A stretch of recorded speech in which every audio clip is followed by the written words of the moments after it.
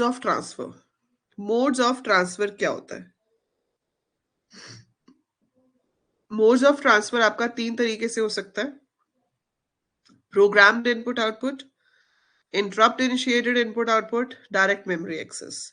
तो इससे पहले हम लोगों ने इसमें डिस्कस किया था कि भाई ट्रांसफर सीपीयू करता कैसे है, तो बस कैसे यूज होगी, है ना। So we were talking about the बस।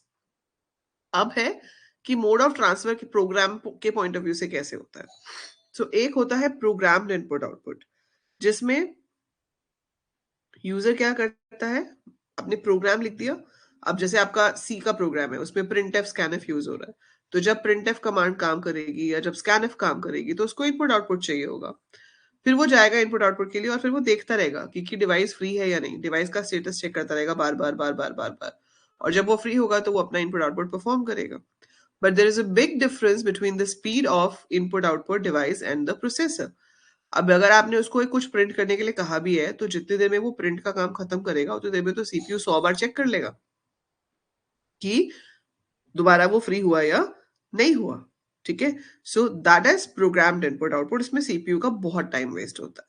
तो हम कहते हैं कि सीपीयू का टाइम मत वेस्ट करो। जब इनपुट आउटपुट चाहिए होगा तो डिवाइस अपने आप सिग्नल भेजेगा, तो एक एक्स्ट्रा सिग्नल सीपीयू के पास आएगा कि इस काम को रोक के पहले आप इनपुट आउटपुट को सर्व कर दो। ठीक है, जैसे अब मेरे पास है कि मैं आपको बार बार बार बार देखती रहूं कि आप काम कर रहे हो या नहीं कर रहे, और जब खत्म हो जाए तो मुझे दे देना, मैं बार बार पूछती रहूं, बार बार पूछती रहूं। सो रादर बेटर है कि मैं अपना कोई और काम कर लूं और आप मुझे कॉल करके पूछ सको कि हाँ मेरा काम हो गया मैम, चेक कर लो। So that is interrupt. So when you stop someone from doing something, उसे हम इंटरप्ट कहते हैं, जिसे हैंडल करके हम वापस आते हैं। तो आप ये 2 पैराग्राफ एक बार रीड करो। I will be back in a minute. Read both the paragraphs once.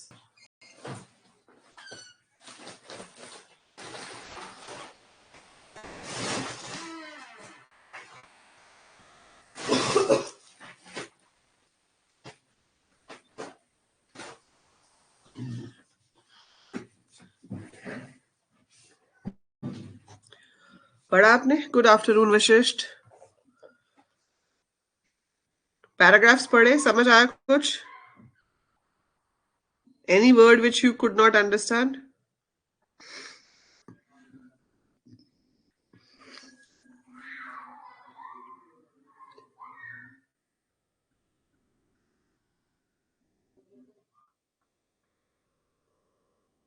ठीक है, तो हमारे पास 4 मोड्स ऑफ ट्रांसफर होते हैं। Programmed input output, interrupt initiated, DMA and input output processor. ठीक है, so example of programmed input output में आपको ये दिखाना है कि ये फ्लो चार्ट, कि ये बार बार चेक करता रहेगा करता रहेगा करता रहेगा जब तक फ्री नहीं हो जाता। So it takes lot of time. इससे बेटर है कि हम इंटरप्ट वाला यूज करें। इंटरप्ट के केस में क्या होता है कि आपका जो प्रोग्राम है वो सीपीयू एग्जीक्यूट करता रहेगा। जब बीच में जरूरत पड़ेगी तो हम सीपीयू को इंटरप्ट सिग्नल भेजेंगे along with a vector address. Vector address होता है कि किस डिवाइस को सर्व करना है, उसका एड्रेस हम भेजते हैं, तो वो जाकर वहां पर उसको सर्व करता है। और डीएमए तो अलग ही चिप हो जाती है, डायरेक्ट मेमोरी एक्सेस, जिसमें सीपीयू कुछ करता ही नहीं है, हम सारा काम खुद से चेक करते हैं। ठीक है, सो आपके पास इंटरप्ट जो है, ठीक है, इंटरप्ट इज कि आपका सीपीयू काम कर रहा है, आप उसको बीच में रोक रहे हो और काम करवा रहे हो अपना इनपुट आउटपुट का, एंड देन वापस वहीं चले जाते हैं जहां पर हम होते हैं।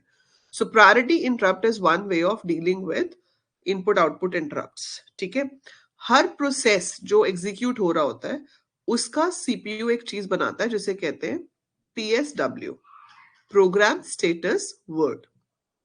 ठीक है, तो सीपीयू के पास जो प्रोग्राम एग्जीक्यूट हो रहा है उसका बनता है प्रोग्राम स्टेटस वर्ड, जिसके अंदर प्रोग्राम काउंटर की वैल्यू होती है, उस टाइम के जो वेरिएबल्स हैं उनके एड्रेसेस वगैरह होते हैं, ताकि जब वो वापस आए वो उसी जगह से शुरू कर सके जहां पर उसने उसको छोड़ा था। ठीक है, so data transfer between the CPU and input output devices is initiated by the CPU. However the CPU can not start the transfer unless the device is ready to communicate with the CPU. The readiness of the device can be determined from an interrupt signal. The CPU responds to the interrupt request by storing the return address from PC into a memory stack, and then the program branches to serve that routine. In a typical application, a number of input-output devices are attached to the computer, which other device being able to originate the interrupt request. अब देखो multiple devices attached है, तो multiple devices भी तो एक साथ input दे सकते हैं या आउटपुट रिक्वेस्ट कर सकते हैं, ठीक है। तो अगर आपके पास मल्टीपल डिवाइसेस की रिक्वेस्ट एक टाइम पे आती है, तो पहले किसको हैंडल करना है, वो चीज होती है priority.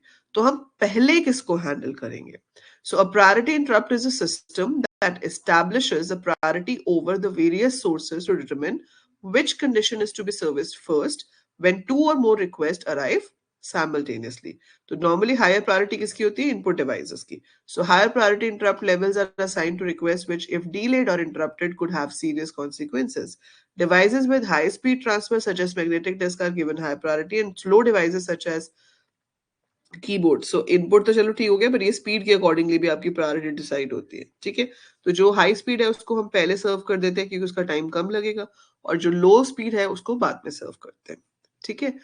Then establishing the priority of, अच्छा ये तो हो गया कि प्रायोरिटी होती क्या है, पर इसको एस्टैब्लिश कैसे करोगे? इसको करने के सॉफ्टवेयर एंड हार्डवेयर दोनों में टेक्निक्स हैं। जो सॉफ्टवेयर टेक्निक है उसे कहते हैं पोलिंग।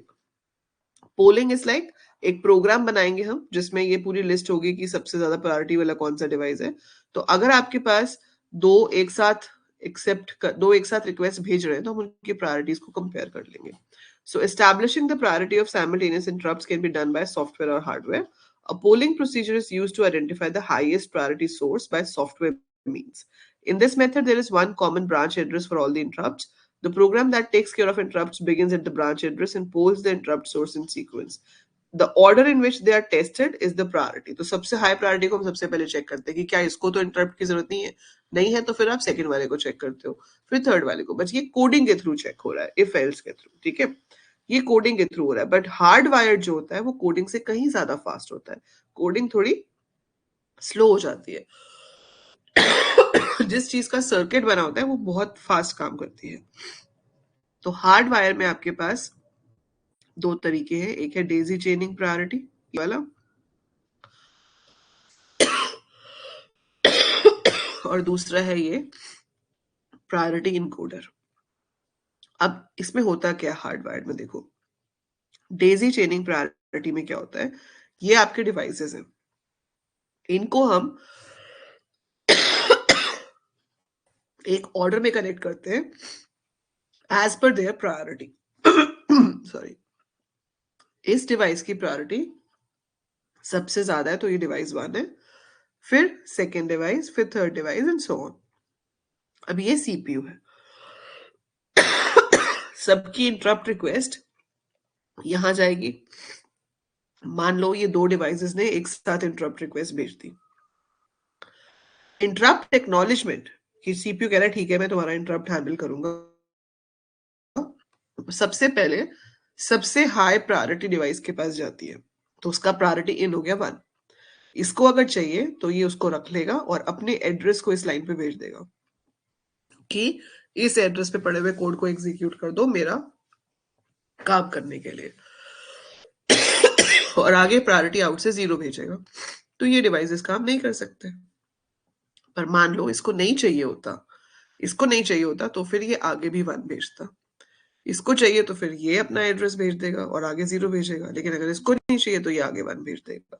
तो एज पर द प्रायोरिटी, अगर हाई प्रायोरिटी वालों को इंटरप्ट नहीं चाहिए तो वो आगे प्रायोरिटी इन में 1 भेजेंगे, और अगर उनको चाहिए तो वो अपना एड्रेस डाल देंगे वेक्टर एड्रेस में और 0 पास करेंगे ताकि अगले डिवाइस अपना वेक्टर एड्रेस ना डाले। इतना सिंपल सा कंसेप्ट है। बट बात वही आ जाती है कि जब ये चीज पेपर में लिखनी होती है तो सिर्फ लिखने से काम नहीं चलेगा, आपको ये डायग्राम बनाना है ऐसे। और बिलीव मी, अगर आपने ये डायग्राम सही बनाया है ना तो टीचर आपका आंसर पढ़ेगा भी नहीं। आर्किटेक्चर की बेस्ट चीज ये होती है, if you are making the diagram perfectly fine. अगर आपका डायग्राम बिल्कुल ठीक है, आपने ऐसा डायग्राम बिल्कुल बनाया, डेजी प्रायोरिटी को आप एक्सप्लेन कर रहे हो, पहली बात तो अगर आपने ये डायग्राम सही बनाया तो आपको आता है तभी आप बना पा सकते हो, डायग्राम रट नहीं सकता कोई, डायग्राम समझ के ही बनते हैं। तो अगर आपको ये आता है तभी आप डायग्राम बना पाओगे, और फिर आप उसको अपने वर्ड्स में एक्सप्लेन कर भी दोगे, और ये चेक करने वाले को भी पता है। तो चेक करने वाला जब डायग्राम देखता है तो उसको पता है कि बच्चे को ये चीज आती है, तो सीधे मार्क्स मिलते हैं बिना रीड किए कि आपने क्या लिखा है। सो इसलिए डायग्राम सिर्फ देख के प्रैक्टिस नहीं करने, I am telling this again and again to everyone, जब भी कंप्यूटर आर्किटेक्चर पढ़ते हो, लोगों की गलती क्या होती है, बुक में डायग्राम देख लिया, मैम ने समझा दिया, वीडियो देख ली, हाँ मुझे तो डायग्राम पता है। नहीं पता है, जब तक आप अपने हाथ से नहीं बना रहे हो तब तक आपको कुछ नहीं पता है। So you have to make that diagram with your hand in the notebook. You have to connect the lines ताकि आपको याद रहे कौन सी लाइन कहाँ से कहाँ जा रही है। उसको जब तक ड्रॉ नहीं करके देखोगे तब तक वो डायग्राम आपको याद नहीं होगा। आप मिसकंसेप्शन में हो कि आपको देख के याद हो जाता है। कोई भी डायग्राम देख के याद नहीं होते अनलेस यू ड्रॉ देम। ठीक है, सो एक हो गया डेजी चेन प्रायोरिटी इंटरप्ट, दूसरा है पैरेलल प्रायोरिटी इंटरप्ट।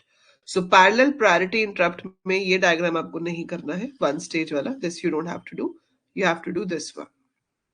इसमें क्या है, ये एक रजिस्टर है जिसमें बिट नंबर्स असाइंड है सारे डिवाइसेस को as per the priority. So highest priority is at 0, उससे कम वाली 1 पे, उससे कम वाली 2 पे, उससे कम वाली 3 पे।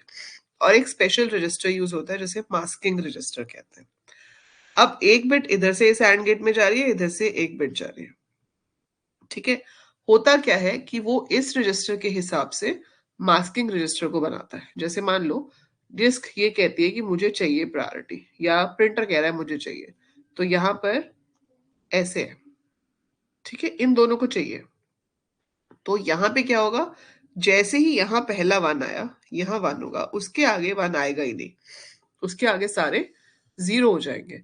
तो जब हम इन एंड गेट्स में जाएंगे तो ये इकलौता एंड गेट होगा जिसपे वन आएगा, बाकी सब पे जीरो आएगा, क्योंकि इधर बाकी सब पे जीरो है। तो जहां फर्स्ट वन मिलता है उसकी करस्पॉन्डिंग यहाँ पे वन सेट हो जाता है और बाकी के जीरो होते हैं। तो अब इस प्रायोरिटी इनकोडर के पास आया 0100। इनकोडर क्या करता है, उल्टा करता है। 0100 इज 4, तो यहां पर आपके पास नंबर जनरेट होके आ जाएगा जो भी 2 बिट्स का। ये क्या है, आई वन है, तो आई वन पे क्या आएगा, 01, और ये 01 पे जो एड्रेस पड़ा होगा उस वाले रूटीन को वो एग्जीक्यूट कर देगा। अगर यहाँ पे 1 होता तो यहाँ 00 एड्रेस बन जाता, यहाँ पे 1 होता तो ये 11 बन जाता, यहाँ सॉरी 10 हो जाता, ये अभी 01 है, फिर 10 हो जाता, और यहाँ पे 11 हो जाता। तो वो आपको अलग अलग एड्रेसेस देता। तो आपके पास एड्रेस बनते हैं 00, फिर पीछे जीरोस हैं 01, 10 या 11, इनमें से कोई भी एड्रेस पे वो जाता और फिर आगे एग्जीक्यूट करता। और उसके लिए इंटरप्ट एनेबल ऑन होना चाहिए, इंटरप्ट रिक्वेस्ट भेजी होनी चाहिए, तो वो सिग्नल्स यहाँ पर है। So this is parallel priority encoder. So parallel क्यों है, क्योंकि दो रजिस्टर्स पैरेलली यूज हो रहे हैं जो डिसाइड कर रहे हैं कि किसको सर्व किया जाएगा। That is about your priority interrupts. ये नीचे का सारा आपको नहीं पढ़ना है, इतना डिटेल में आपको नहीं जाना है।